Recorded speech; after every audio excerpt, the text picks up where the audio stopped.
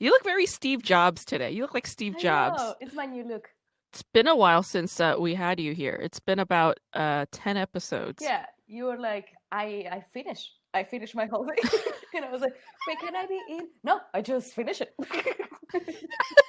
It's not even what happened. You didn't have a computer. We're recording this because you're literally on your friend's computer while she's visiting you for like 7 days. I want to say I don't have a charger, so I'm using So that's why you said, yeah, 45 yeah, minutes. I'm using this computer for 10 minutes every day. I don't, Julieta, I have some flashcard questions for you. Are you ready? mm-hmm. Okay. Let's say you're an executive at a leading search engine company, okay? So it's like a Google, all right? But you went out for drinks one night with like a random stranger that you met, and then you ended up having a one night stand with them, Okay. okay? And you go to work the next day and you see that person in your office pitching a project to you and your team. What do you do? I take him to the bathroom. No, just kidding. Um, what do I do? I play stupid.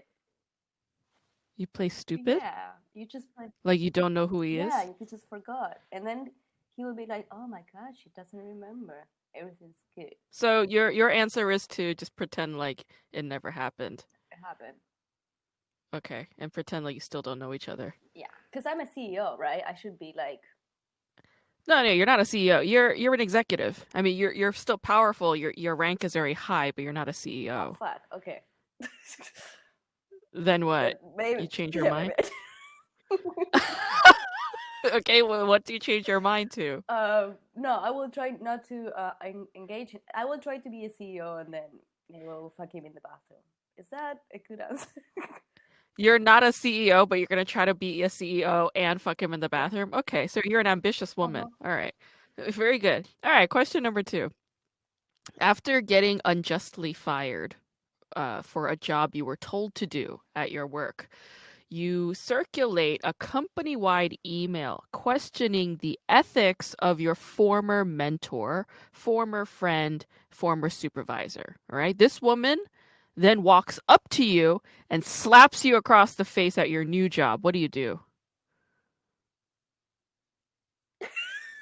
Wait, so someone slaps me in the face because I did this? I wrote this email or what? Yes, you wrote this email. You were Oh. very upset with her for firing you. Well, I think I will call the police. You would call the Well, police? I Okay. just got assaulted. I mean, Yes, you to did. be honest, okay, in the past, I might slap in the face a few boyfriends. But Okay. in the past, in 2015, that was okay. Yeah, in 2021, it's no It's good. no good. Like But now it's like back in the day in 2015, it was all it right. was passion. It was all Latin passion. But now it's not good. Okay. All right, that's fine. All right, so you're at work, all right, and suddenly your name is the top search engine result word. It's the trending word. Your name. And the rumors say that the actor who just attempted suicide did it because he was a former host bar employee, like a called boy to you at a bar. And then this tabloid story, which is completely untrue, it's baseless, but they said that your face, your name, it's like all over the internet. They're saying that it's you, that this person attempted suicide because he used to service you and he's unhappy about it. And now he's an actor and like this has been exposed and he's attempting suicide. What do you do? Well, this reminded me a lot of like Ellen DeGeneres story. So maybe I should see what Ellen DeGeneres did. They just did like a really apologetic video, and then everyone was like, "That's shit." Poor them. Okay. So Okay. So you're going to go with a PR tactic that Ellen DeGeneres did that did not work no, successfully. and then I will try to heal the world from climate change. Okay. You are now a young CEO in your own music production company, okay? You're a man, you're tall, you're handsome, you're in your late 20s, and you're dating a female executive Mm-hmm. who is 10 years older than you, all right? Mm-hmm. And while on a date, you run into your mom, okay? And your girlfriend introduces herself to your mom as your coworker. What do you do? Well, to be honest, I'm a man, right? So I wouldn't really give a shit. Okay. If Okay. I was probably this, if I was a female, I would be like, Uh, but as a man, I would, as a I man. would be okay. Do I have strong feelings for this lady? Yes, you do. You actually like her a lot more than she likes Well, there you. you go. That's a problem right there. Yeah. So you think that in a relationship, a man and a woman, or a woman and a woman, and a man and Whatever. whatever. I mean, come on, it's It's 2021. all right. It's not 2015 No. anymore. Yeah. Anything goes. So in a relationship, when two people are involved, they should love each other equally, equal amount. No more, no less. It has to be 50-50 exactly. Actually, you know what? I ran with. I was talking with my therapist the other day, and she said, "That's not Yeah. true. Everything is asymmetrical." And Oh. I was like, "Oh, I've been doing the whole thing wrong for 35 years." I'll be like, "But he doesn't love me the same." Apparently, Oh. it's not. It can't be helped. You know, it's asymmetrical. Uh. It's like our bodies, you know. Like I'm a bit fucked up. Last question. You're the female executive again, okay? Same lady. All right. Your boyfriend wants a commitment. He wants marriage and children. But you have zero interest in marriage or children. You broke up with so many people in the past because you said you don't want kids, you don't want marriage, and all these guys were like, "I don't get you," so they broke up with you. You like this person very much. You love him, all right? But your vision for the future together is not the same as his. What do you do? Well, I guess everything that everyone has done in every telenovela, you marry that person. Okay. You lock them in, and then there's nothing they can do. Even though you don't want to marry this You person? don't wanna? Then well, maybe. Yeah, that's the fucking problem here. The problem is you don't want marriage. You don't want children. Oh. He wants it. He wants both of these things. That's why it's a problem. Oh, therapy, therapy for couples.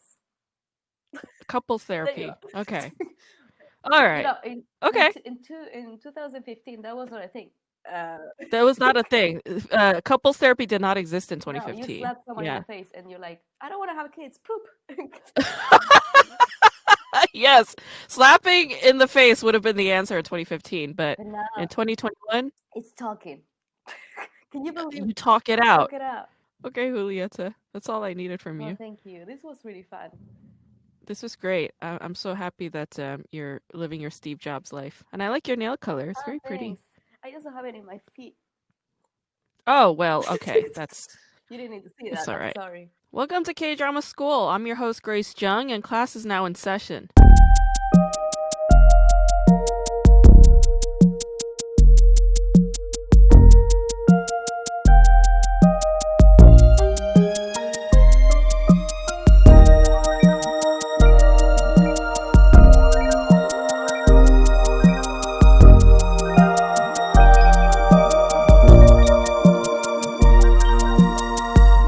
The show I'm going to talk about today is, I would say it's a very feminist drama.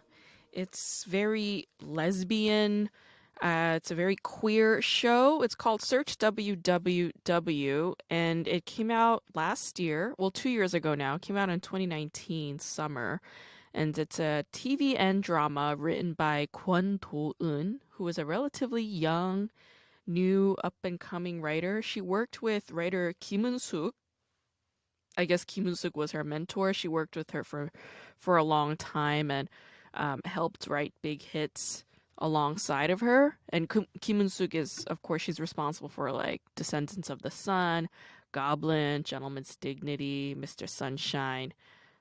Most recently, the king, eternal monarch. You already know her work. You know her work very well. So this is Kim Do-eun's debut work, and I've got to say it is extremely original, highly progressive, and highly transgressive in a number of ways. This is one of the few Korean dramas that I'm currently writing about for my next academic book project, which will be on Korean dramas and audience reception in the United States. I love this show because it focuses on strong and successful women, and this is just a very queer drama because of these three women. All right, it's a very lesbian drama.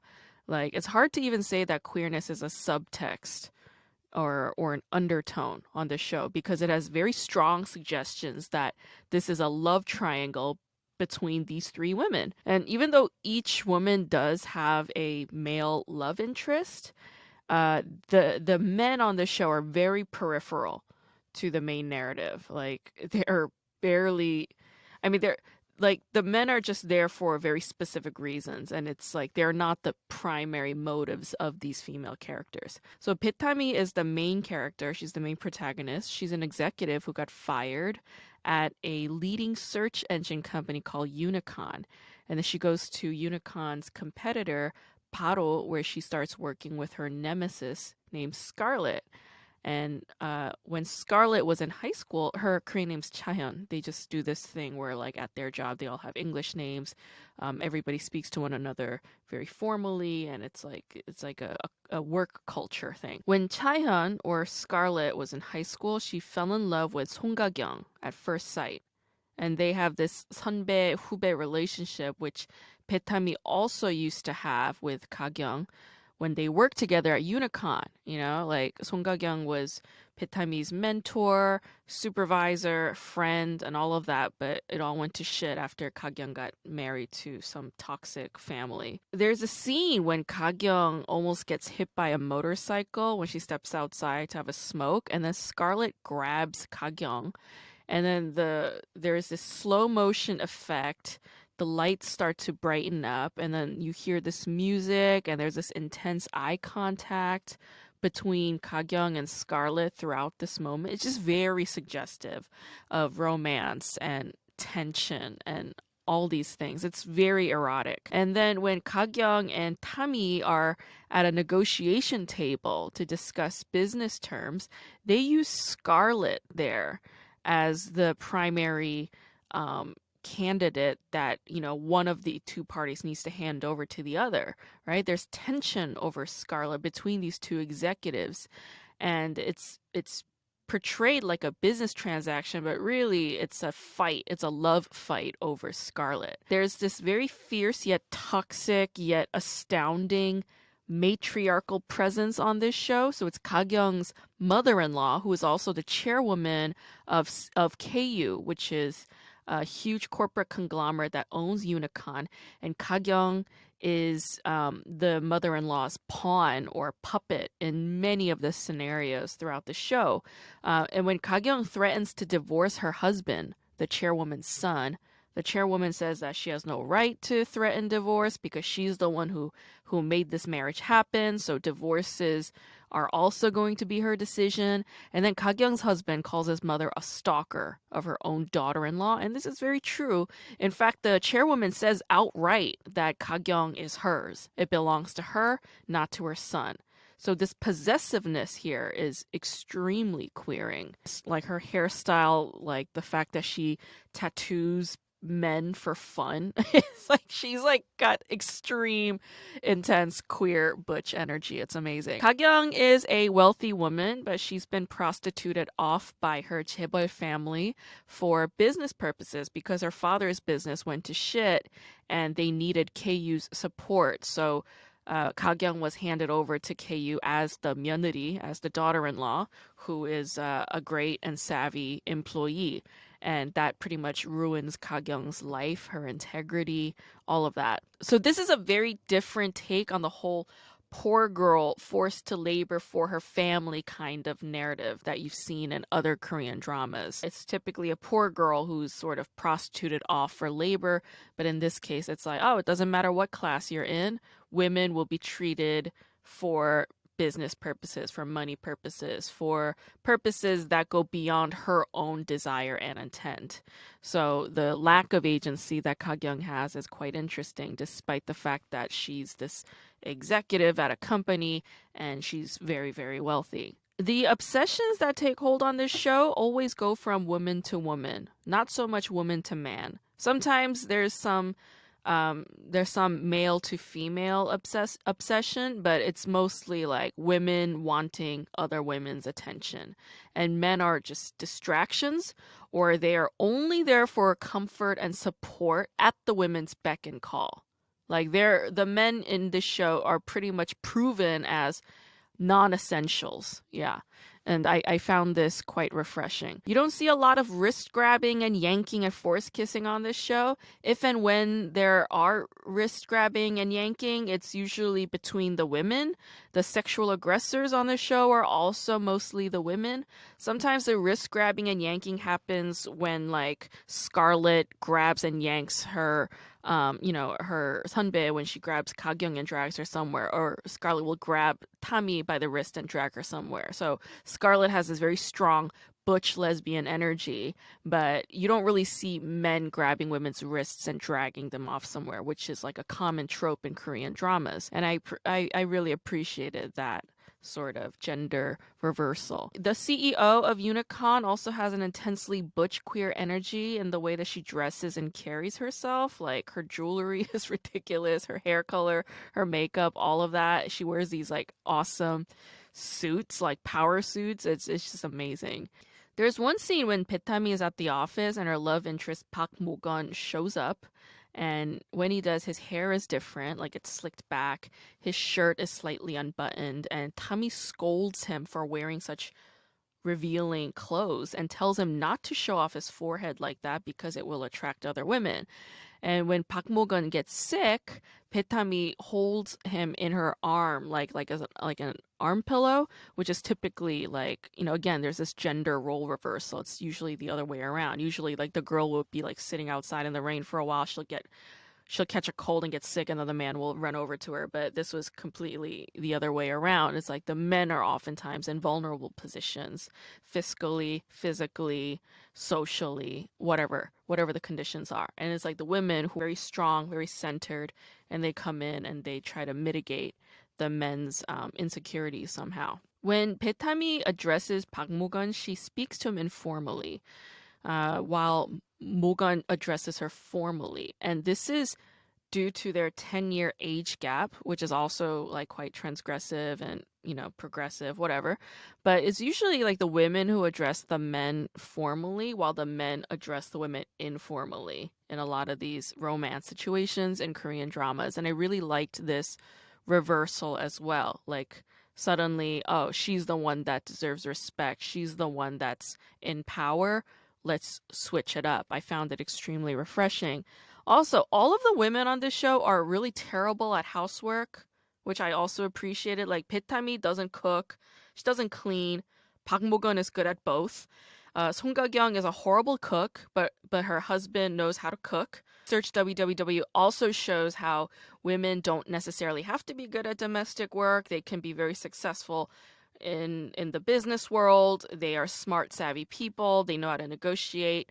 They also know how to maintain a strong bond despite the competitiveness. I thought that was a beautiful thing. Some fun facts: actress Chun Hye-jin, who plays Ga-kyung, was in another drama with Im Soo-jung years ago, like 15 years ago, in a show called I'm Sorry, I Love You. And Chun Hye-jin played a mentally disabled older sister to Im Soo-jung's love interest, who was played by Seo Ji-sup. Oh my gosh. If you haven't seen I'm Sorry, I Love You, you have to see it. It's a classic. It came out in 2004, and it's an amazing show. It's super depressing. Music is really great. Acting is really great. It's awesome. Please see it if you haven't. Chun Hye-jin is also married to actor Lee Sun-gyun, the lead in My Mister. He also plays the rich father in Parasite, so there you go. And I love that Kagyung and Tami have such substantial roles in Search WWW, because in I'm Sorry, I Love You, like their agency as women was like completely diminished. And it's nice to see the progress that came about in TV screenwriting over these last close to 2 decades, so that these actresses can play roles that carry more female strength and complexity and substance. There's this respect for one another as strong women that is shared across all five of the women essentially, and that's really nice to see on television. It's nice to see strong women on TV. Um, exhibiting complex layers to their character. I really appreciated that. Today I'm going to talk to Sandaria Thapa. She used to be a doctorate candidate at UCLA. In fact, she was a few years ahead of me, and she was my teaching assistant coordinator when I was a first year graduate student at UCLA back in 2015. My goodness, it's been a while. And Saundarya decided not to complete her doctorate, but to quit, and she now works in the film industry here in Los Angeles. She works at Creative Artists Agency, or CAA, one of the biggest agencies out there today. And Saundarya is a big fan of Korean drama, so it was really fun talking to her. Let's chat with Sandaria Thapa. So you don't miss academia at all, huh?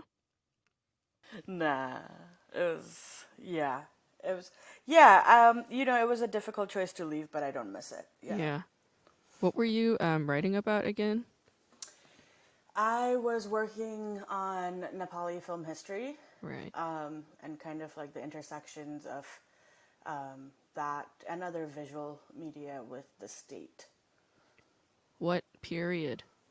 It was mid-century, so like 1950s, Wow. 60s. Yeah. I was looking at like old school because right now, actually, just yesterday, I started teaching my Collegium of University Teaching Fellows class. Oh, So QTF. yeah, Yeah.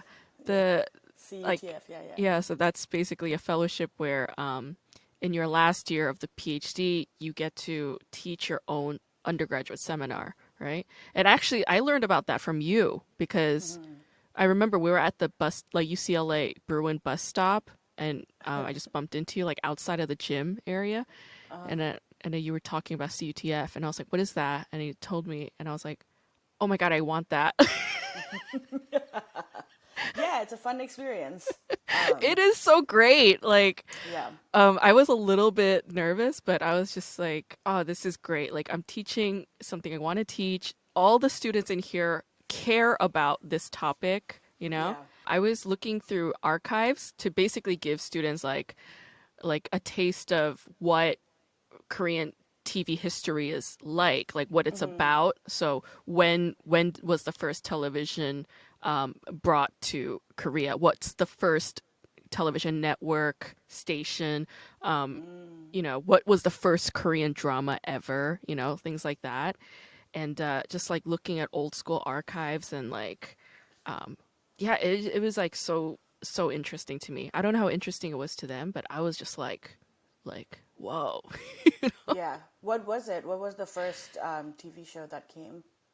It was this. It wasn't even a show. Like they didn't have they like television was new, right, in the 1950s. So it was a novel concept to everybody, including Americans. But they brought it to Korea where they just like had no fucking concept of it, right? So like RCA, Radio Corporation of America, they're the ones who brought it to Korea first, and they were trying to create programming for Koreans by Koreans, essentially. So like this network, this station called HLKZ was the first one that they established in 56. And then the first Korean drama ever was technically, it was a theater production, right? Like that's Yeah. how all television was. It was initially theater. And so it was just like I guess just still frame, and they just filmed the theater, and it was like I guess 15 to 30 minutes. Like some sources say 15, others say 30 minutes, but it was just like two people. And it was called Heaven's Gate. And it's like these two people who end up in heaven after death, but they led like lives while stealing. Like they were thieves in their actual living lives. And so they just talk about what their lives were like in this play that was televised. So that was the first Korean drama ever. That's so interesting because it's kind of like a radio show. Essentially, yeah. Because it's just like two people talking. Yeah. In Nepal, TV came like TV technology came much later. And so it was actually, I'm not entirely sure, but I think it was in the 80s that it That's super really late. took off. It was so super late. Oh And my mom's dad was a musician. And I my remember God, I love that. he used to go to play like the harmonium, and the TV shows, like, I mean, one of the TV shows was they would just record these musicians Yeah. playing live music, and that was like the TV show. Oh, I love that. You know, Yeah. I noticed that that's a thing all the time. Like, music is so big. Like, even in Korean, like I looked at the first program ever. So like, they were in TV sets all over Korea at the time. So they put it in public squares and like, you know, like town centers and things like that. And that was like the first live broadcast. It was on May 12th, 1956, and it, like all these people came out to like parks and squares to watch television Yeah. live broadcasts. And if you look at the program, it's like music, dance, you know, music. And at the very end, it's like movie, you know. But like, Yeah. like to this day, Koreans will turn on like as a family. They'll turn on like around 8 or 9 p.m. They'll turn on and watch just people singing. Yeah. It's a thing. Like That's interesting. just So to is that like watch the people sing. is that the public, like, national station that's not doing super commercial things? They still have programming like that. The public broadcasting, Yeah. yes. But Okay, that makes public sense. broadcasters in Korea are actually like the most viewed channels. Yeah, that's been changing only like in the last 5, 6 years, Yeah. literally. Yeah, Is because it because is it because they have like more outreach, and like every you just need a TV and it catches it in the airwaves I think it's instead of because it's free, yes, yeah. but also because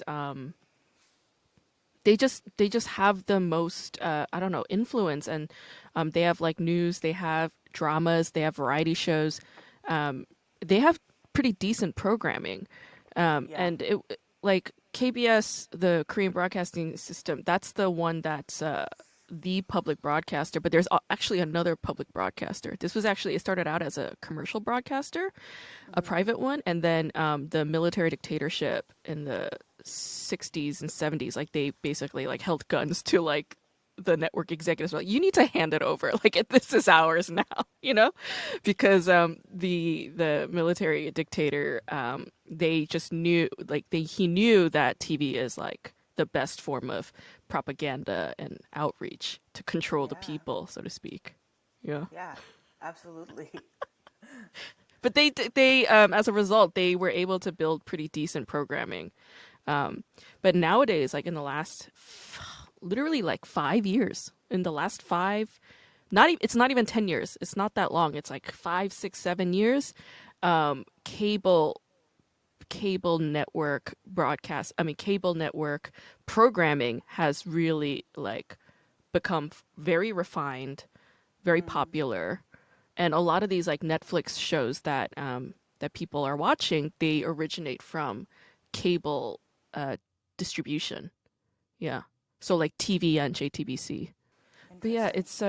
it's Korean television's changing drastically. And honestly, like all of it is pretty much owned by one company. The cable channel, fucking JTBC, TVN. They're all like, if you look at the lineage, they all go back to Samsung. Oh. Okay. You know, like when Yeah. you're watching Korean movies, you see that logo CJ. Uh-huh. It stands for 제일제당, and that's a food conglomerate, CJ. Right. And they own CJ Entertainment, which has film division. Which But did Parasite, they produce most Parasite. recently well known to everyone. Yes, they Right. produce Parasite. But and that Mickey Lee chick, she's, you know, Samsung daughter. She is? She is. She is. I had no idea. Huh. Okay. Yeah. That Whenever makes their sense. last names are Lee and they have money, you could assume that they have something to do with. So it's like Samsung is associated with 제일제당 CJ, and CJ has like entertainment sectors, and then of that they also have Studio Dragon. Studio Dragon produces all those Korean dramas that people adore, Right.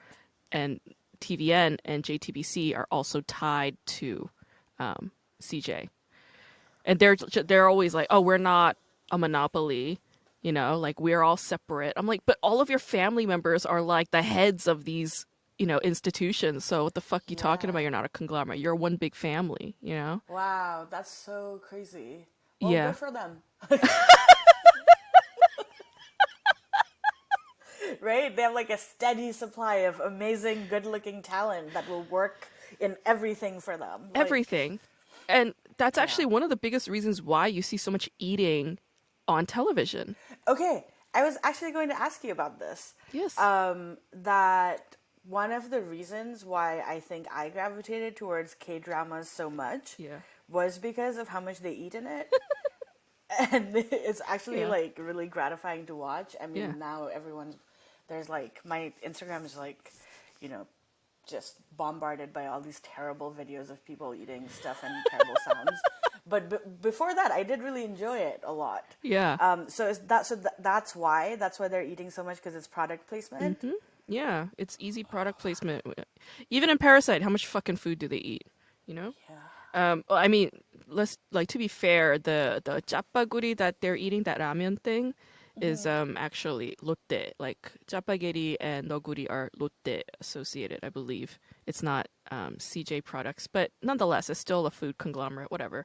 But yeah, this is just my theory. I'm not like 100% sure, but like that's the only explanation for it. Is like 제일제당 and Lotte, these film and like media entertainment companies are actually food conglomerates. Like that's their bread and butter. And then they own the entertainment industry. And it's like, well, we sell food. This is a visual medium. Let's fucking put food, like eating in every single seat. They're at a cafe. They're at a restaurant. At home, they're eating ramen.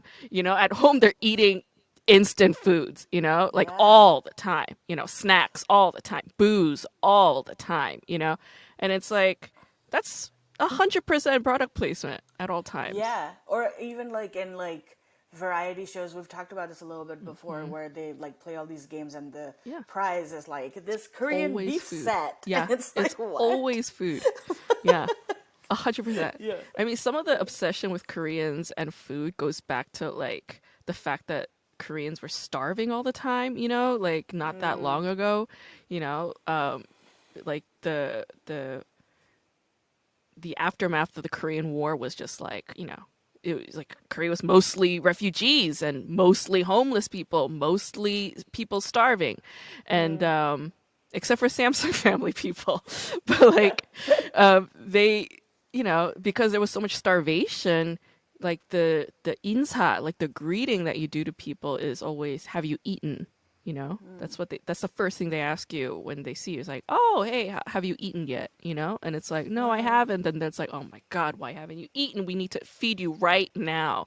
So there's Yeah. this obsession with food because of the long history and trauma of starvation. But obviously, Korea is like, a fat piece of shit these days. They eat too much. I read this book recently called Pachinko, Oh yeah. and it's like a crazy long.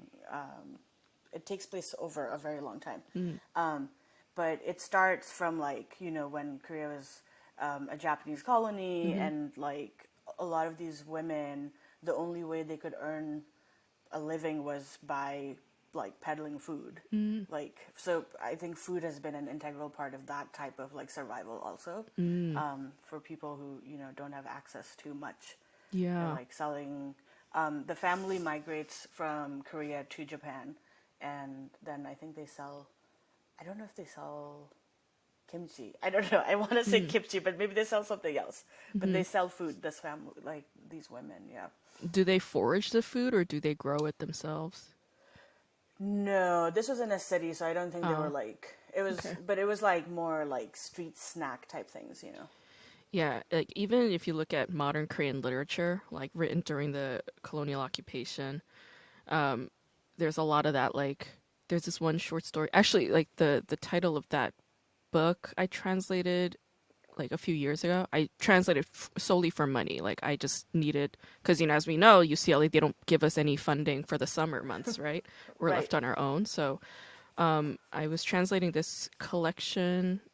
It was a select collection of short stories written by Kim Dong-in. He's a Korean modernist, and like the title of that is called Potatoes. I translate it as sweet potatoes because that's more accurate in the North Korean dialect. But it's about a woman who gets caught stealing a sweet potato from a Chinese like wealthy man's garden, and he basically says, "You need to have sex with me and be my mistress if you don't want to like die or get punished for stealing from my garden." And so she becomes his mistress. But then one day he gets a bride shipped in, a much younger, cuter bride, and she grows envious of this bride and tries to murder her or murder him. Anyway, she like holds up like a farm tool to murder one of them, and then something happens, and that thing ends up killing her. And that's the end of the story. She steals a damn potato and then dies? Oh, man. No, she steals a damn potato. She ends up becoming a prostitute to him, Right. and then she dies. What a life. Man.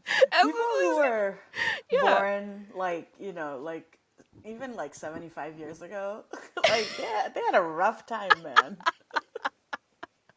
It's fucked up. Like, Yeah. I was just like, man, they can't catch a break. It's always got to do with food, It's so sad. And then the fact that, Koreans make mukbang videos, right? Like, those videos are, I don't know if it's like an homage that continues on with this obsession, or if it's like part of the Korean government's campaign, because they were campaigning very heavily to make Korea like a globalized nation, a globalized culture, and Korean food was pushed very hard as part of that campaign.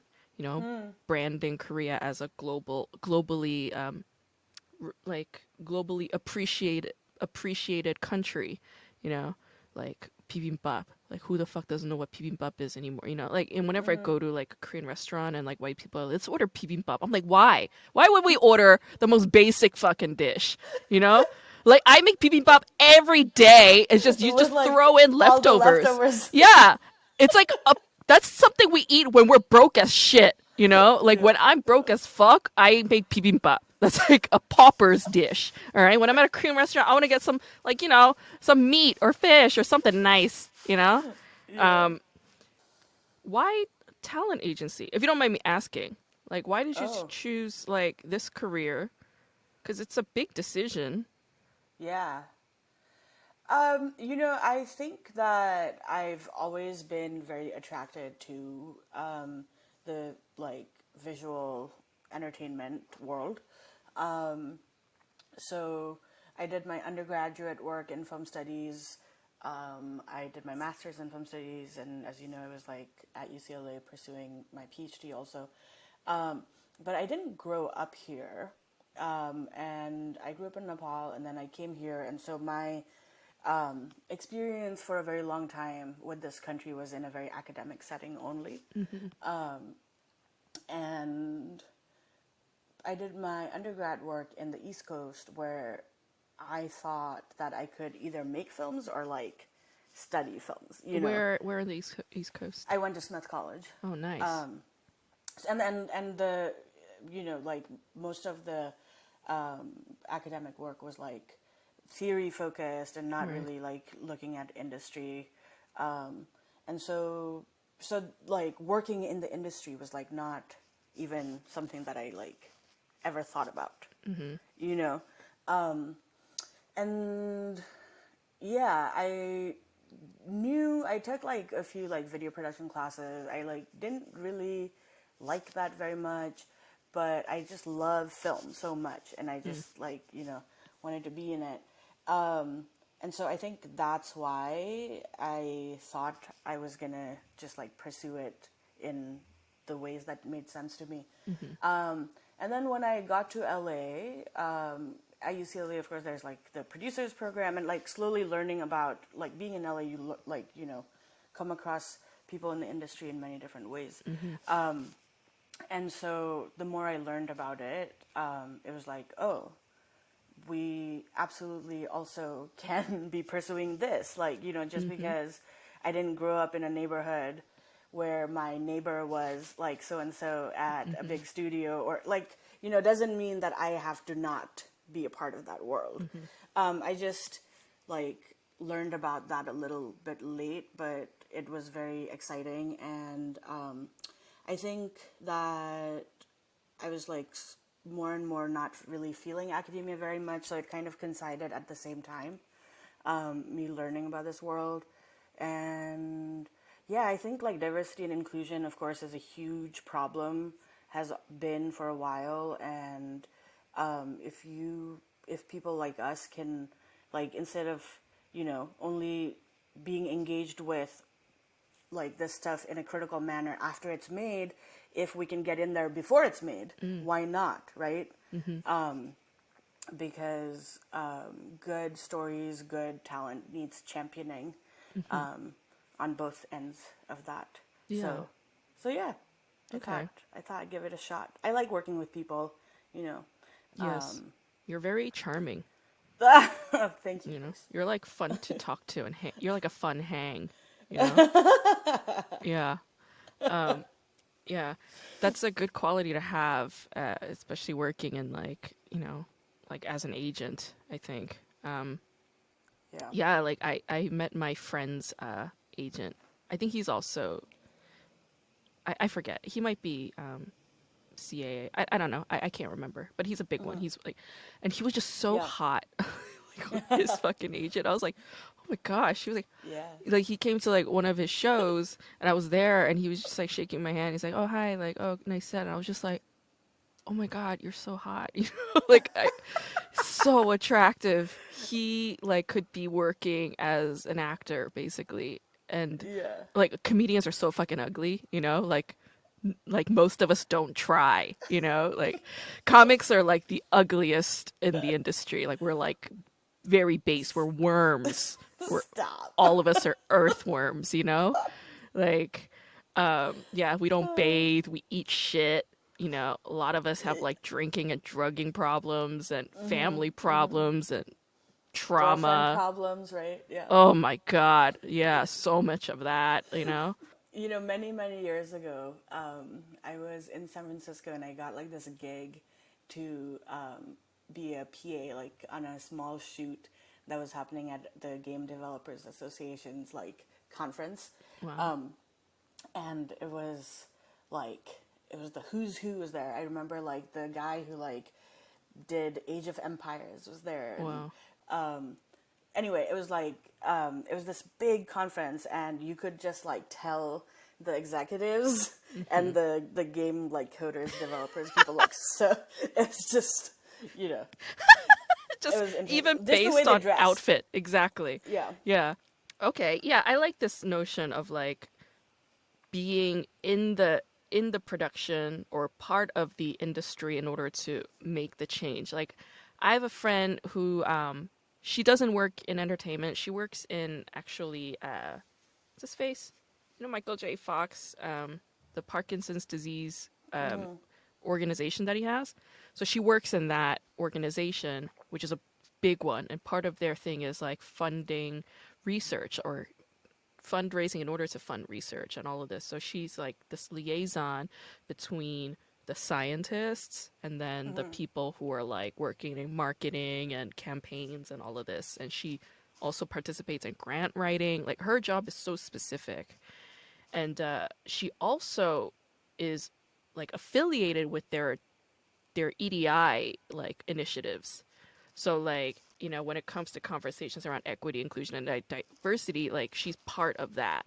And so when researchers and scientists like ask questions related to intersectionality, or they don't ask questions related to intersectionality, she brings that in, you know? And I told her, I was like, like the work you do is like, it should be a whole nother department. She's like, yeah, it should be, but um, they're very slow to making that happen. And she also said like, and I don't want to be that like the another HR. She was like, I like being in the nitty gritty and talking directly to the scientists and research and the R&D people and tell them to their face like, here's what you're missing. Here's your blind spot. And I was like, oh, that's so fucking beautiful. Yeah. Yeah, we need that. It's been like I've been very pleasantly surprised by my experience at CAA. Even though it's a big corporate house, we like represent Patrisse Cullors, like one of the founders of Black Lives Matters. Kimberly Crenshaw is She has representation at represented by CAA. CAA. Like, it's Fucking amazing, right? badass. Yeah. So, I think that these lines that separate like our worlds are Yes. getting blurred Oh my in a God, lot yeah. of ways, and they should. You shouldn't just have to take like a class in your liberal arts college degree to learn about intersectionality. Like, everyone should be aware of that. Yeah. But yeah, like that's also something like I'm thinking about more and more lately is like this feeling of conviction that one has when they're yelling or expressing anger, right? You feel so righteous and you feel like so on the podium. And it's like that in and of itself is a form of high, and it's also like an illusion to Yeah. to think that what you're saying and doing is completely and totally correct, and everybody and whoever is in the receiving end of that fire is incorrect, like, yeah, I mean, I know you did the TAC thing, the teaching assistant coordinator thing, where we train incoming graduate students to become a TA, and you're one, and then Caitlin McCann also quit her PhD after the TAC thing. And I was just like, is this just like is this just the rite of passage? Like, you do TAC in your And then you final year as quit. a doctorate student, and then you quit because you get The PTSD person, from TACing. one of the people who did that, when I took that class, also quit. It just seems like, because when I was doing the TAC thing, I felt so like shook from that experience, and I questioned everything. Like, I went through literally an identity crisis. Yeah. My fucking therapist was like, it sounds like you're going through an identity crisis. Because I said to her, I was like, everything I've been writing about with such conviction, everything I believed in is gone. It's like, it doesn't matter to me anymore. Like, I was telling her, I was like, I've had trouble getting myself to finish the second draft so I could send this to my committee members and my advisor, because I just don't feel like it rings true to me anymore. It feels like a waste of time, Like, I went through this phase, and she's Yeah. just, yeah, you question all your beliefs. I think one thing I definitely learned about myself through that experience is that I don't do well just thinking about one thing for a very long time. Maybe some people thrive on that,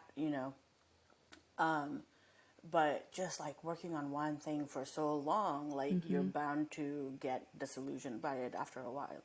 Or like, you like stare at like your own face, you stare at it long enough, and then you're like, who the fuck is looking at me? So for everyone else who wants to get a PhD in film studies, like, write that shit real fast. Oh, yeah. Because if you take too long, then I think you just get sick of it. You get sick of it. And Yeah. that's the thing. I'm already working on my second book, I already have 2 fucking papers written about Korean dramas. I'm like, that's my second book. That's the thing I'm going to do, I already know it, and like, I'm excited about it.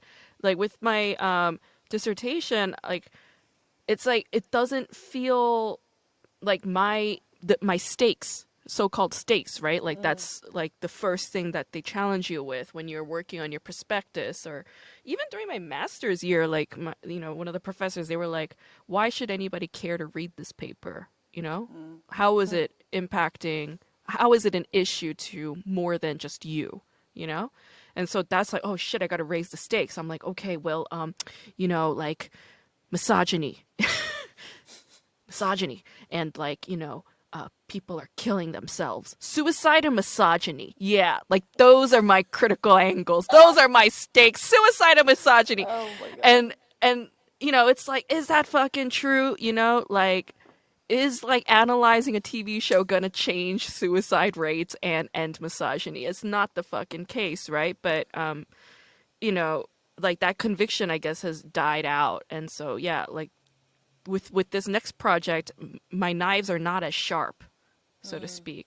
I'm more interested in figuring out like a progressive resolution to things like after once you declare Me Too, right? Once you declare I've been assaulted, I've been a victim, those are the perpetrators. Once you declare that, okay, what's the resolution to that? What's the next step? And when you asked, when I was asking a lot of these women this question, they all said they just had more anger as a response, more yelling, more accusation, more vindictiveness, which I don't blame them for. They're completely and utterly entitled to those feelings. However, that's not an answer to, well, what comes next, right? How do we get to healing? How do we get to reconciliation? How do we get to those steps? But there's this blockage or a gap. And I'm like, what's the answer to that? And that's what I want to answer. You know, I want to answer more like in terms of, I want to find peace and healing in this liberal path rather than just end like at anger. Yeah, yeah, I hear you. I think I also reached kind of like an impasse in critical film studies or whatever, that like if it was just like saying this is wrong, this is wrong, this is wrong, this is problematic, right? Like is the word. Like then what next?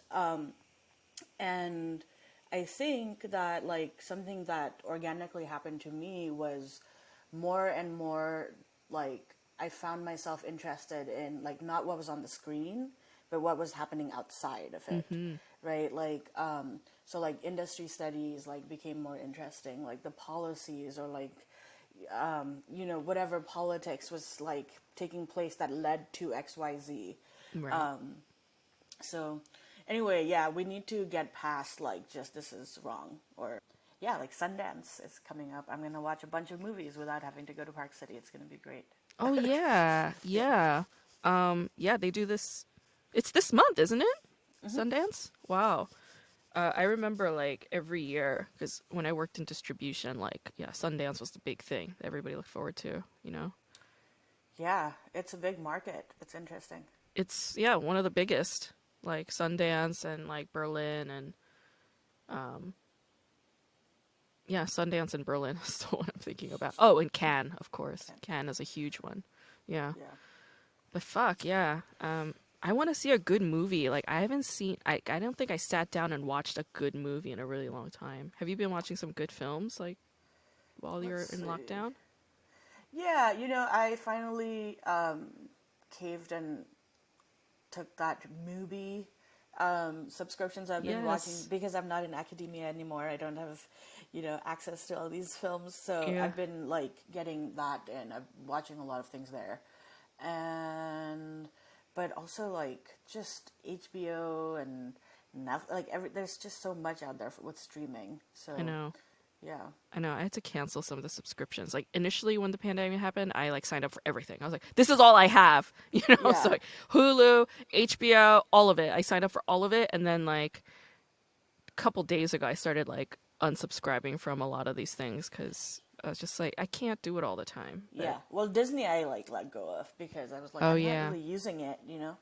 Like I yeah, watched some of The Mandalorian and then I was like I'm not watching anything else on here. So, yeah, yeah. It's like you run out. Like the Disney thing is, it doesn't have that much stuff. Like I just wanted to watch like Pinocchio and Sister Act. I was like, okay, I'm done. You know. And then right, like right. when fucking Hamilton was playing, I was like, okay, I guess I have to resubscribe for a month. And then I'll rewatch Pinocchio and Sister Act, and then I'm done again. I just stop I'm paying. pretty I probably watched Sisters Act also. Oh, so good. Sister Act is so good, you know?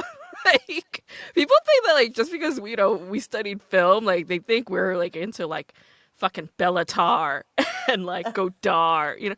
I can't stand those movies. Like it's just like kill me now. The only like auteur from that era that I love is Fellini. Like I love Fellini so much. Like Fellini Yeah. films I could watch all the time. I think they're so beautiful. Do you have like one of those like Uh old auteurs? yeah, I love all the Japanese masters. Oh yeah. Like I don't Otsu? mind. Yeah, I love Ozu. Oh I yeah. don't mind Godard. Oh yeah, Godard's I mean Godard is Godard, you know, but I'm just like, he's not for me. Yeah. Yeah, love Truffaut. Wow, you do like the French New Wave people. Wow. Yeah, I was just like, I don't know. I Yeah. like Truffaut more than Godard because Truffaut is a little bit more like it's accessible, whereas Godard is just like, huh? Yeah. It's like, why? I don't get it. Um, Oh my god. Talking about a more recent film that I recently watched that was really good, yeah, and can recommend. Ammonite is Ammonite. excellent. Okay. Yeah, it has Saoirse Ronan and Kate Oh, Winslet in it, I and love it's her. Yeah. it like reminded me of that other film, Portrait of a Lady on Fire, quite a bit, Okay, so these just are the because it's lesbian like films. Yes. right, like it's a lesbian like period Yes. piece. Yes. But Hmm. Kate Winslet is just so good in it. She is an amazing Yeah. actress. I mean, I love Kate so much. There was some like I think it was on Vulture or something or Salon. I don't know, but one of those articles, they were like, "Why are lesbian films always like period pieces?"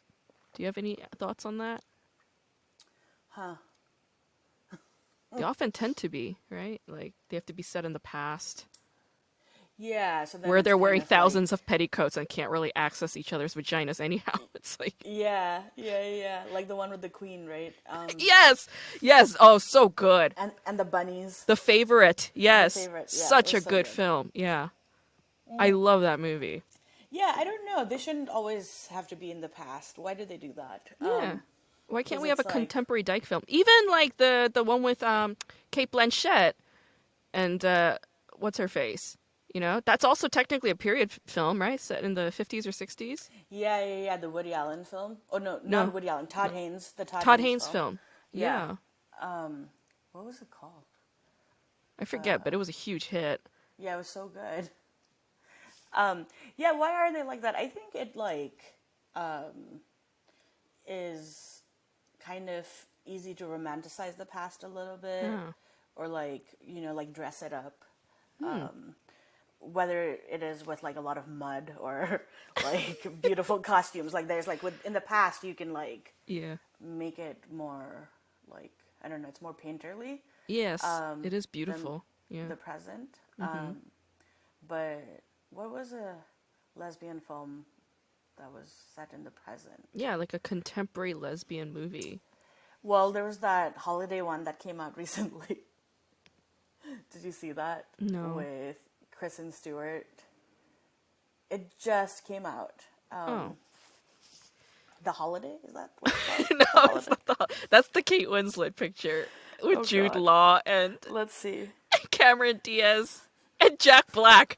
That movie, I was just like, That- what a crazy cast. Like, That movie's really good, actually. Come to think of really don't like that movie. I was just like, this is bullshit. The whole time this movie was happening, I was just yelling at the screen the whole time. I'm like, this would never, ever fucking happen. Kristen Stewart. Kristen Stewart's bi, right? Yes. Yeah. So it's nice that she finally got to play an openly queer character, I guess. Yeah. Except I can't find this out. It's okay. It wasn't very good. It got a lot of flack. Like, people thought it was really bad and toxic. But I thought it was fine. Claire Duvall from But I'm a Cheerleader directed it. Let's see. Wow, a woman directed it. That's nice. Happiest Season, not Okay. The Holiday. Happiest Season. Yes. Is this about WWW? Yeah, did you get to watch some of it or Yeah, I watched some of it.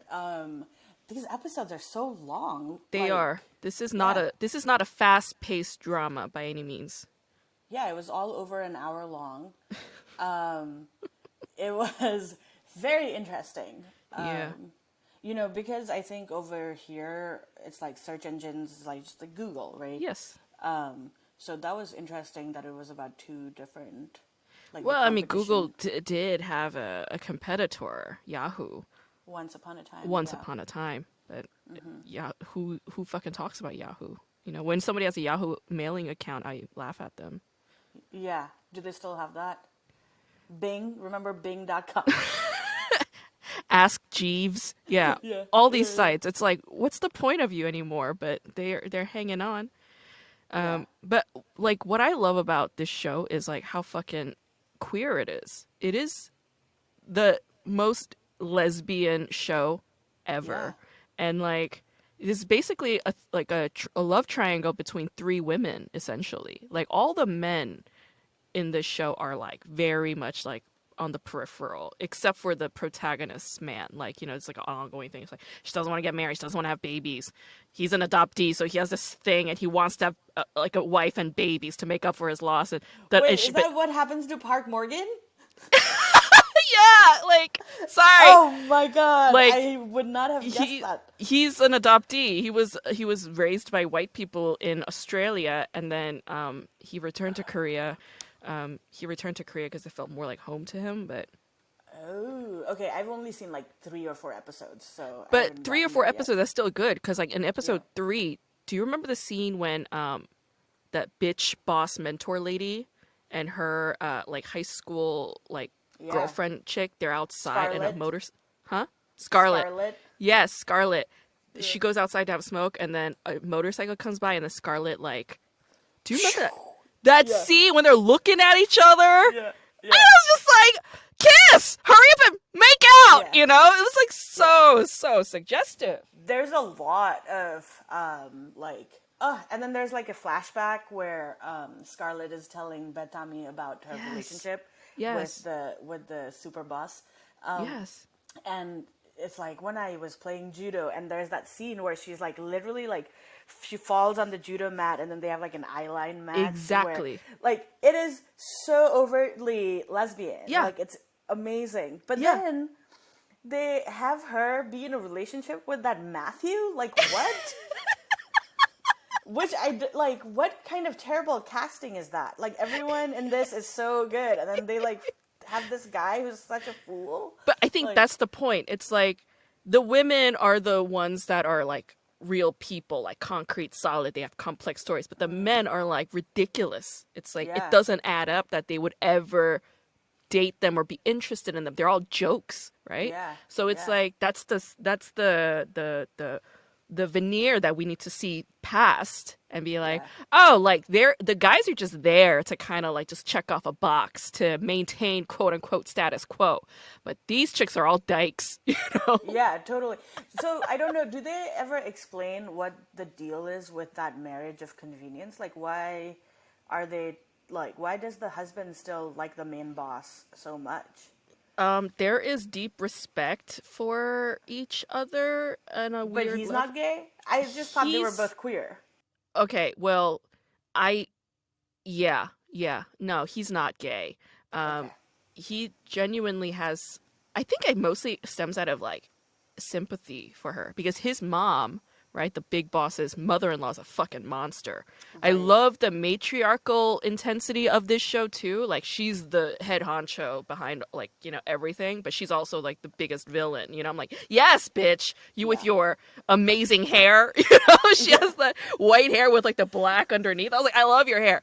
But like, yeah, he just like felt bad for his wife because his mother is like bullying the shit out of the wife, and That makes you know sense. she that woman had a lot of like integrity before she got married into this shitty family, and her Yeah. parents basically prostituted her off to another corporate conglomerate because their business was failing. So I think he just felt bad because he watched her get abused so much from everybody, and he just wanted to be an ally to her. You know, even though the marriage is a sham, he just wanted to, you know. And then like towards the end, like there's this, of course, this suggestion that like, you know, the heteronormative couple, like, you know, even though they separate, they still like there's a potential future for them is suggested. But Of course. the most solid relationship out of all of them is among the three women. And that stands like that's solid. And I was just like, this is an amazing lesbian Korean drama. Yeah. What about that Yeah. other lesbian, the fourth lesbian, who is like at Unicon, like the other like woman who's always dressed Oh in my suits? god, I love her. Yeah, she is such a bull dyke, like Yeah. such a power woman, you know, and she's short and she wears those big ass earrings and she has that dykey hair, you know, the ponytail, that low ponytail, that's such a dykey ponytail. Yeah, she also like, you know, there's a lot of like capitalist tension, right? Like power tension among all of them, you know? She's the CEO, and like that big boss lady is technically her like a rank below hers, but that CEO, she answers to this woman's mother-in-law Oh, because okay. the mother-in-law is the Miss Moneybags. So like, oh It's my God, so yeah, when they first introduced the mother-in-law, like that scene is so good so because she's good. painting like this Mm, nude model, yeah. and so this conflation of like fine arts with like perversion, like Mm-hmm. bad qualities, and Yeah. Yeah. it's just so funny. Yeah, Like, and yeah, and it's leisurely, right, of and she has course, a live model. It's a man, right? Like she has yeah, this like naked dude. Yeah, yeah. that fucking bitch. She like tattoos guys. Like she's like so badass. It's amazing. Yeah, Oh, like I loved the female characters on this show, and honestly, like that's part of the reason why the show didn't do so well. In all honesty, like it's not a typical rom-com. It's not even a yeah, typical romantic drama, It's yeah. like the whole love affair and obsession, it goes from one woman to another woman, you know? And but I loved all of that stuff. So, I'm so happy So, that you saw a few episodes. yeah, so it didn't do well then. That makes, It yeah, it wasn't no, it didn't get high ratings. yeah. Even like out here, like I posted some clips on TikTok and a lot of people were like, "What is this show?" And then some of the people would answer and be like, "Oh, it's Search WW," and a lot of them were like, "This is a very underrated show." And I'm like, "Yeah, it's very Yeah. underrated." But it's good like in terms of just if, like for lesbians and like bi women to just watch and just be like, Yeah. "Oh shit," like it's happening. Yeah, I haven't seen that many, but like the number, the like what I have seen, I think this one is the most like queer that I like. I agree. Yeah, I for sure. agree. A lot of people say like Coffee Prince is like the gay show. I'm like, no, no, no, dude, no, no. I need to see that. I Like a haven't seen woman, Coffee Prince. like cross dressing as a man or passing off as a man. Like that's a trope that's been done like so many times in Korean dramas. I'm just like over it. It's not that queer. Also, like whatever. Like they weren't even that gay. Like this is fucking gay. Yeah. There's even a scene like when Pitami, because Scarlett is a few years younger than Pitami, and Scarlett, she like doesn't respect Pitami, and they have this whole beef with each other, right? There's this scene when Scarlett gets drunk, and then Pitami brings her over to her house, and then Oh. Scarlett's in Pitami's bed, and Pitami's like, "So you sleep here, I'm gonna sleep on the couch," and Scarlett's like begging Pitami to please sleep with her in the bed, and Pitami's like, "No." So Scarlett says, "언니," which means like big sister, which is Yeah. like a sign of like submission and like awe, and then Pitami stays, and I was like, y'all bitches are so gay. I She love stays this. in bed with her? Yeah, they like sleep in bed together. Yeah, and it's just like, cause like in like with a lot of Korean dramas, like it's like between a woman and a man, right? And the man's usually older, and like when a girl's acting like a bitch and like she wants something out of him, she'll call him oppa, which means like Right, big right. brother. But she does it with the girl, She's like, "I'll call you 언니," Yeah. and then Yeah, Pitami wow. kind of concedes. Yeah.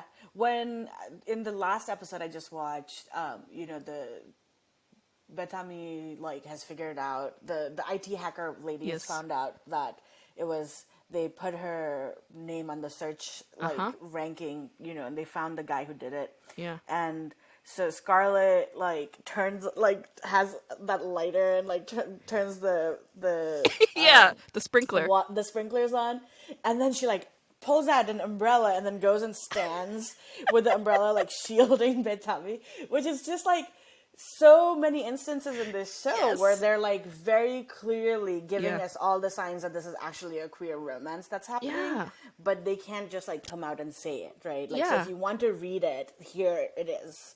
Yeah. Yeah, this is like such a like a lesbian K-drama. Like I loved it. And in fact, like they had a show called Daughters of Bilitis. It was on KBS actually. So it was on a public broadcast. It was literally about a lesbian queer community.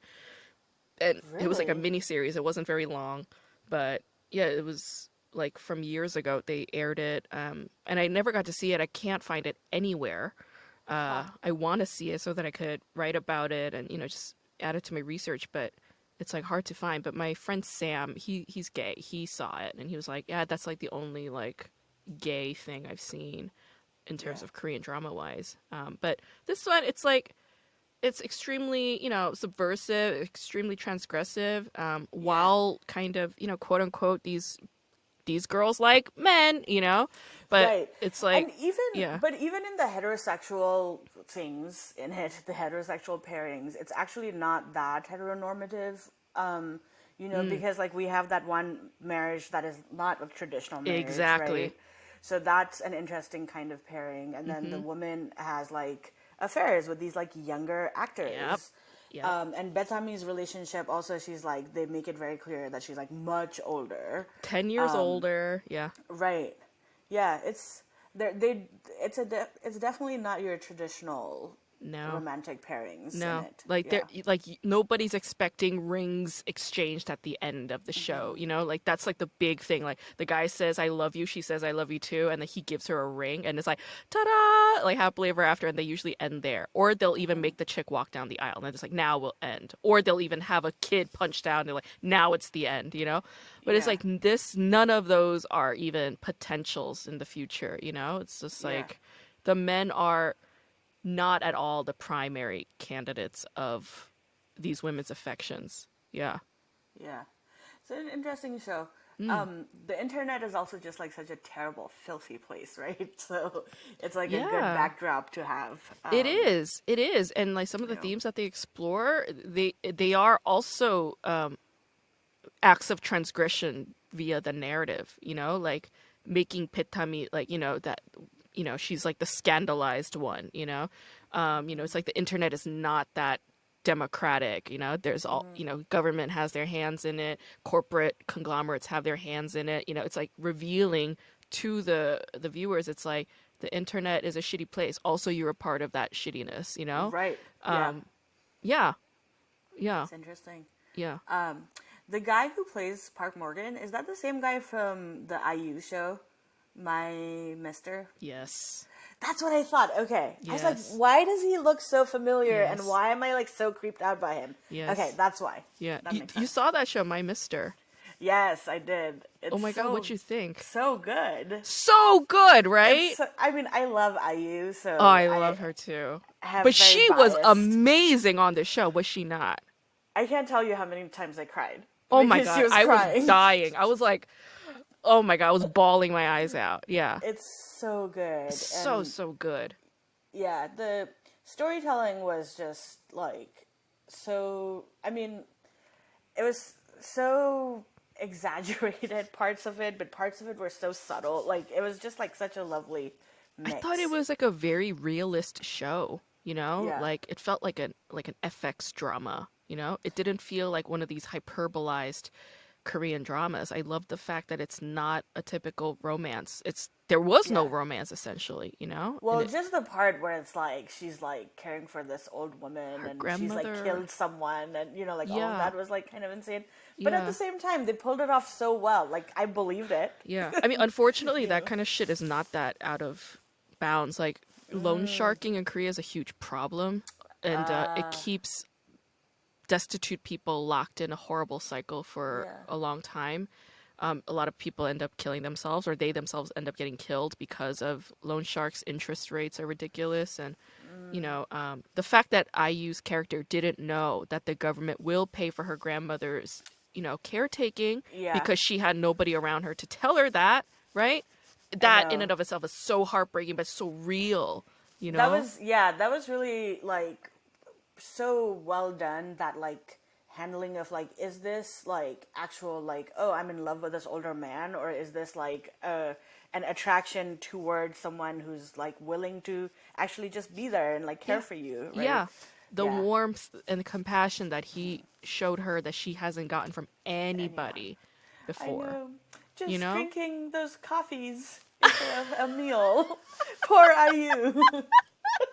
I know. Out of those bags of food that she stole from the place where she washes dishes. Poor what's her name? Izian. Yeah.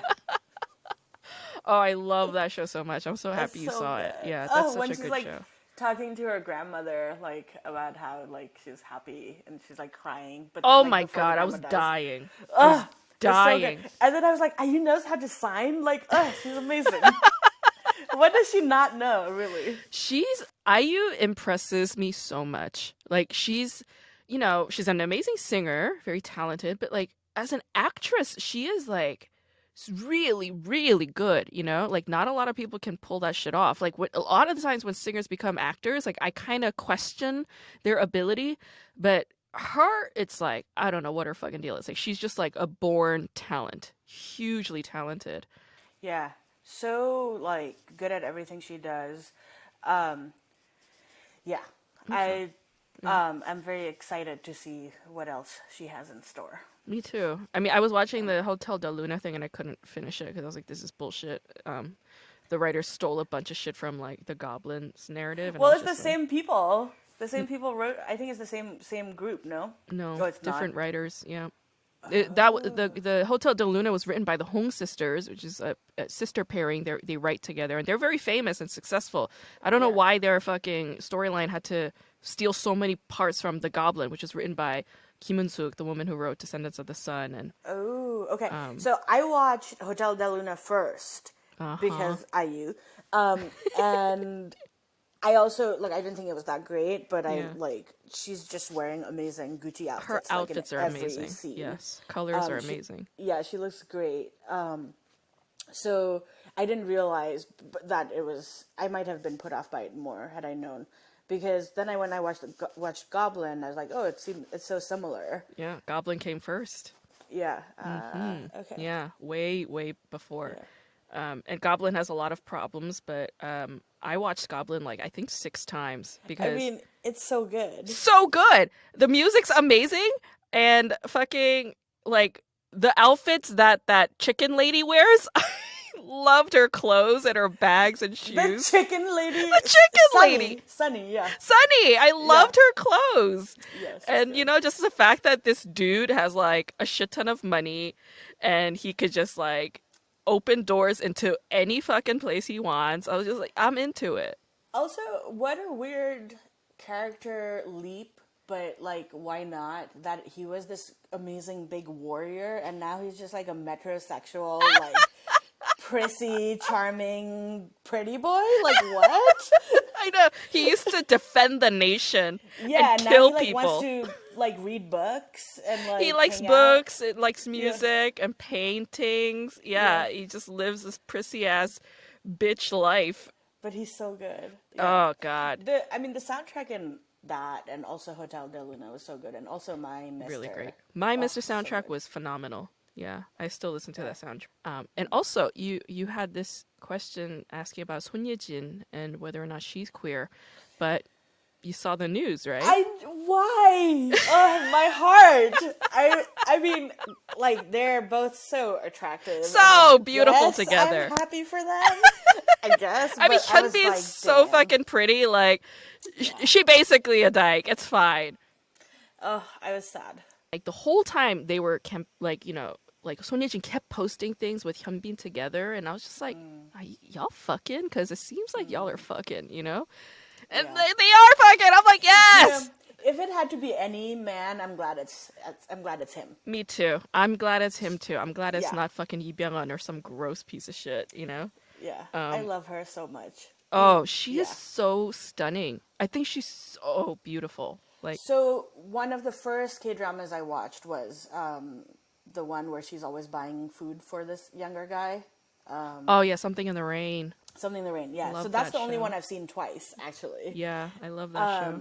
And she's, like I love her character in that so much. It's so good. She is such an amazing actress. Like, she can do comedy so well, as we've seen in Crash Landing.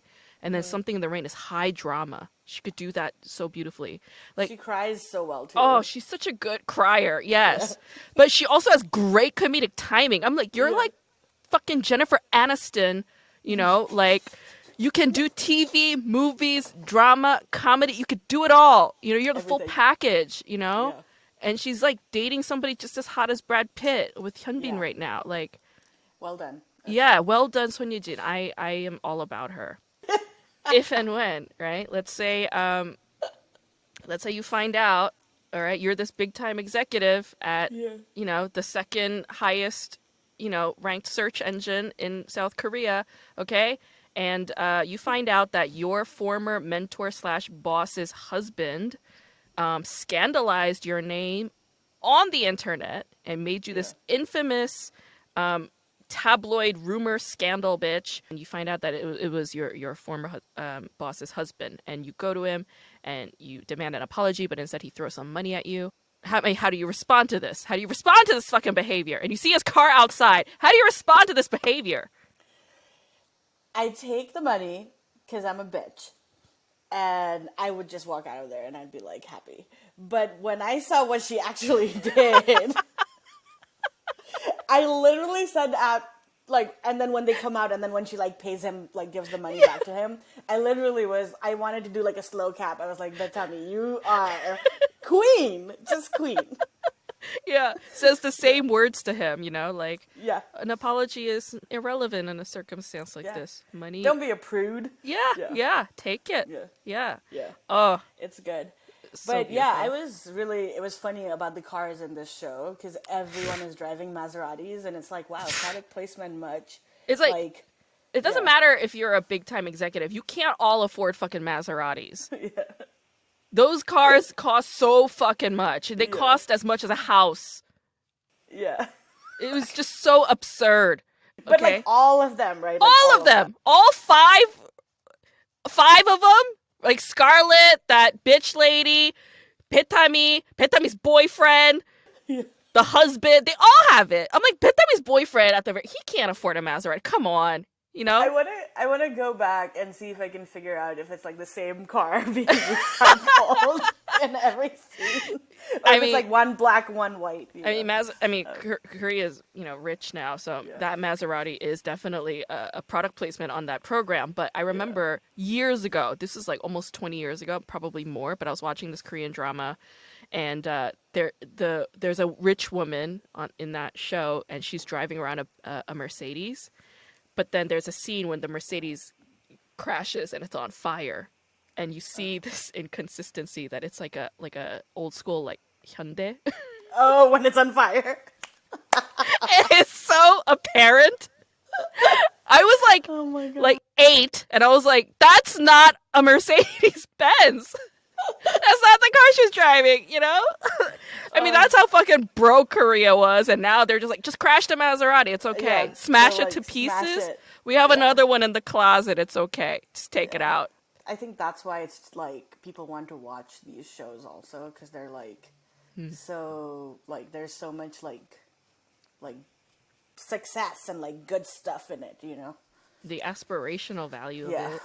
And it is aesthetically and visually pleasing to watch lavish opulence, right? Like I had this conversation with somebody. I was like, "Oh, it's kind of like, that scene in Pretty Woman. Like all the girls' favorite scene in Pretty Woman is When she goes shopping. exactly. Right? Yeah, Yeah. we love it because it's like, who doesn't want to go to Beverly Hills and just shop till you drop with like a shit ton of money that your sugar daddy just gave you? Fuck yeah. Yeah. It's the Yeah. fantasy. That's the dream, you know? And it's like, you get to watch it, but like these bitches, they're working and they fucking buy themselves a Maserati like that. I'm like, yes, I want to get to your level, Pitami and Scarlett. And so, Grace, to answer your question, why talent agencies? Yeah. I watched a bunch of K-dramas. These are the career choices I had to make after. This is your future. Yes. I just Yeah. joking. This is the bucket list. The Korean dramas are your bucket list. Yeah. Yeah. It's like, I can't be writing grants all the time. Come on. No, fuck that shit, man. Even if you write it and even if they give it to you, what is it, like $3,000 fucking dollars? So what am I supposed to do with that? I can't buy a Maserati with $3,000. I can't even buy a bag with this. What is this? Yeah, not the kind of bags I want, bitch. I want Hermes, okay? Birkin bag, okay?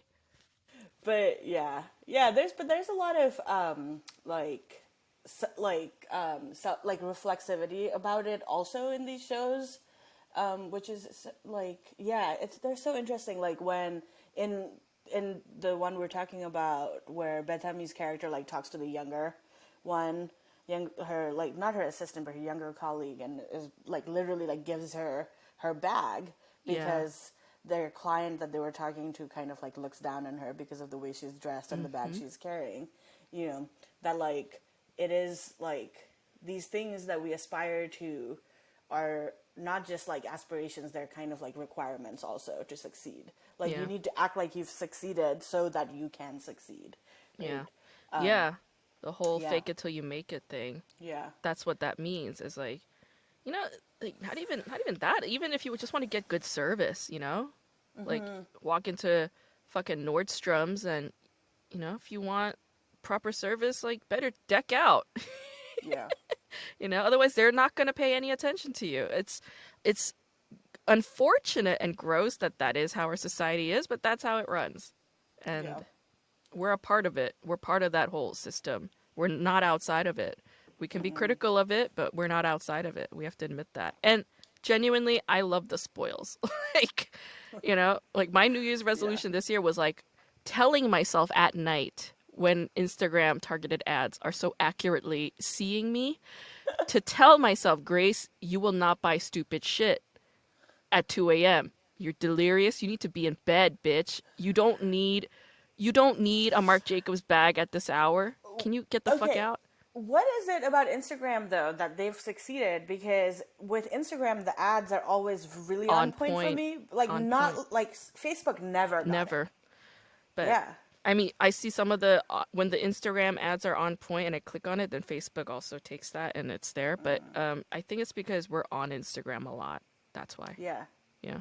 The more you're on it, we tell it more about ourselves. So yeah, they're just our mirrors. Yes, it's holding up a mirror and being like, "This is what you asked for," and I'm like, "Bitch, you right. I bought so much from fucking Instagram this past year. It's not right." I'm like, "You're taking advantage of my emotional emptiness right now and my depression and sadness. You guys are monsters. Does that mean that I will not buy the Majuri jewelry that you're targeting me? Of course I'm gonna buy. I bought them. I fucking bought them. I'm wearing them as I speak. I've definitely bought a pair of earrings from there as a gift for someone else. They're so great. I love them. That's hilarious. They're great. And they, you know, they always like, they get me with those big ass bold print where it says 75 off. I'm like, okay, well, yeah, that's a good deal. I would be an idiot, a moron to not get into this. But you go on and it's like 75 off something that costs like $3,000. So, right. You know, it's fucking up my life anyhow. What about free shipping if you like spend an obscene amount of money and then you save like the $9 in shipping? I know. You have to do it. You have to do it. I do it. I'm like, well, it's just another pair of underwear, and I'll just, you know, save money on shipping. It's dumb. You know, it's like it's to the point where like, because I have this new habit now where I tell myself like, you will not buy stupid shit. But I say that to myself once I'm at checkout. You know, I'm at checkout and I have to walk over and get my wallet. That's the period where I'm just like, okay, Grace, like, do we really, can we reset? And I imagined that I did proceed with the checkout and I was waiting for my Calvin Klein underwear for like 3 weeks and it hasn't arrived and I was getting mad. And then I realized I never pressed checkout. Like, it was just in the cart. I didn't go through with it, you know? That's where my fucking brain is at. Like, I'm tricking myself. You know, this happens to me a lot, though, where I buy shit and then when it comes, I, like, don't care about it. That's what I'm saying. Right. So then it's like stopping yourself at checkout is really good because you've got that thrill of, looking and, all, like, kind of, like, almost buying. And, like, you save the money because once it would have arrived, it wouldn't have mattered anyway. So. It wouldn't have mattered. And, like, you know, the box, I don't even know what the fuck it is, you know? Yeah. Yeah. That happened all the time. Yeah. Yeah. You're not alone. Yeah, it is enthralling, you know, like going through and clicking on the size and putting it in the card and like, I love it. But yeah, I stopped there. Like even yesterday, like All Saints, they were like, you know, you want this leather jacket. Like you've been telling everybody you want a leather jacket, and I fucking put it in the cart and everything. And then I was like, Grace, you will not buy stupid shit. You need new tires, bitch. You don't need a leather jacket. You need to replace your tires, you idiot. Yes, get those tires. Yeah, but it was so nice talking to you, Sandaria. So yeah, so nice talking to you too. This was so much fun. I Super fun. love K-dramas, and I I'm so know. glad I got to talk to you about I them. know. I'm so happy that I have somebody to talk about, like, who has cinema media studies training to Right. talk to about K-dramas Yeah. with. This is a rare treat for me as well. My pleasure. I'm glad all those years that I put in came to use in some way. Next week, we're going to talk about a very popular show that came out in 2020 called It's Okay Not to Be Okay. It stars the very beautiful Seo Ye-ji, who I have a huge crush on. Like, I can't get over her. And there are many beautiful women in Korean dramas like Song Ye-kyo and Son Ye-jin, but I would say Seo Ye-ji is the only woman that I have like this serious of a crush on while watching a Korean drama. Like if I met her, I would be very nervous. Check it out if you haven't already. It's a really great show. It combines comedy very well with heartfelt storytelling and with psychotic thriller. So it's got a combination of all of those things if you're into that. As always, if you have questions, email me. Email kdramaschool@gmail.com. You can visit the website kdramaschool.com. There's a blog. You could check out the blog if you'd like. Also, just follow. Follow the Instagrams, follow the Twitters, follow the TikToks at K-Drama School. So easy to remember. And you can subscribe to our YouTube channel. Just look up K-Drama School on YouTube and you'll find us there. You can also subscribe to Apple Podcast, leave us 5 stars and a nice review. I'd really appreciate it. So thank you for listening. I'll see you next week.